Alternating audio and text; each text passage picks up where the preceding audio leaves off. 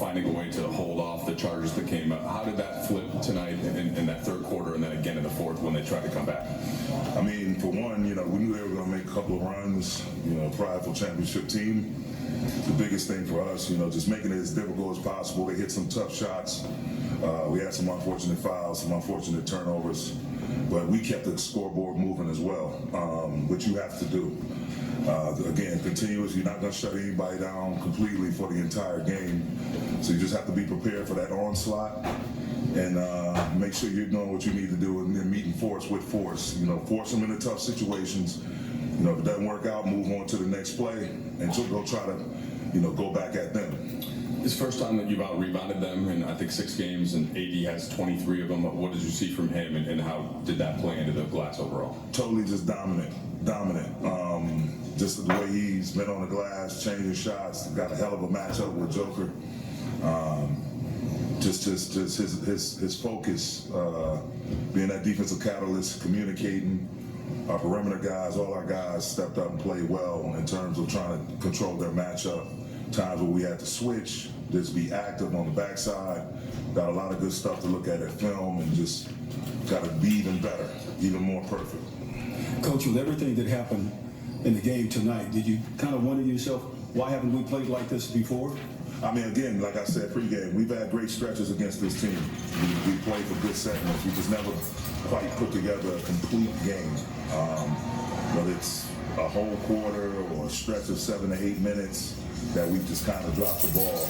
But tonight, we just stayed in the end. Our competitiveness never wavered. Our togetherness never wavered. And as I just told him, the selflessness. We found a group that made a nice little run, and it was time for certain guys to come in the game, and those guys who were coming in the game said, no, let them rock out. So that togetherness right there, that growth, and everything we discussed yesterday about being one, and, beautiful day to be alive in order to stay alive. That was the message yesterday and the message today. Just win one game. We got to refocus, recalibrate, and have that same mindset going up to them.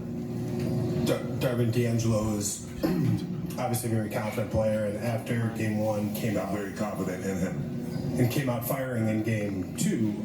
He was a little more let the game come to him in terms of flow in this game. Did you like the way he kind of approached this game? I loved it. I told him to go crazy. Be confident. You've been doing this your whole life. Go crazy and be aggressive. So he looked at me, and his little nickname for me is Big Dog. So I got you, Big Dog. Got you. Shook my hand, gave me a hug, and did what he did tonight. I'm so proud of that kid. It's just everything that we've been through as a team, on the court, off the court, just injuries, everything. Like, we deserve this tonight, and we just got to bottle it up and really keep it pushing and really understand that, it could be our time. Why not us? So just push through to the next game. Keep that focus. Don't look too far down the road. Don't worry about what just happened behind us. Just every new game is a new opportunity for us to be more competitive, more together, more selfless. Dar, following up on D'Lo, it felt like his diversity in his shot selection tonight was great, and it's something that you said you wanted to see him do, play downhill, put the ball on the floor. How much did that help the offense in general? Big time. I mean, just whenever he's decisive and aggressive, even his no-looks, LeBron and his pocket passing, where he finds people, when he's in his mode and, again, being deliberate, being aggressive, he's elite. He's elite. He's an elite offensive player, and so we needed every bit of it tonight. To kind of follow up a little bit, you guys have, there was a stat that ESPN posted. I mean, you guys have led more than 100 minutes in this series, and you've outscored them in the first quarter. I think the playoff best plus 27 now, but had nothing to show for it in terms of results. Despite the history of 03, do those stretches give you confidence, bigger picture in this group as it moves forward into the series? Absolutely. I think it's a possession by possession game. You gotta have multiple efforts. You gotta stay aggressive offensively, and on both sides of the ball, you gotta have a next play mentality. You gotta move on to the next play, good, bad, indifferent. Move on to the next play, and you gotta force the action, force the whistle. You can't go in there expecting for the whistle to save you.